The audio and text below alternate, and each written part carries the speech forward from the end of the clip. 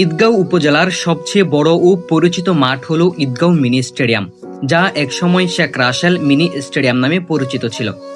মাঠটি যেমন বড় তেমনি দেখতে সুন্দর। এখানে নিয়মিত ক্রিকেট ও ফুটবল খেলা হয় এবং দূর দূরান্ত থেকে খেলোয়াড়রা অংশ নিতে আসে। প্রতিদিনই মাঠটি প্রাণবন্ত থাকে ক্রীড়াপ্রেমীদের উপস্থিতিতে। ঈদগাঁওয়ের 4 নম্বর ওয়ার্ডের মেহেরগুনা এলাকায় অবস্থিত এই মাঠটি শুধু খেলাধুলার জায়গা নয়, বরং তরুণদের ভালো কাজে যুক্ত রাখার একটি গুরুত্বপূর্ণ মাধ্যম। এটি মাদকসহ নানা খারাপ অভ্যাস থেকে দূরে রাখতে গুরুত্বপূর্ণ ভূমিকা পালন করছে। এই মাঠে খেলেনি এমন মানুষ খুঁজে পাওয়া কঠিন। অনেকেই আবার শুধু মাঠের সৌন্দর্য উপভোগ করতেও আসে এখানে।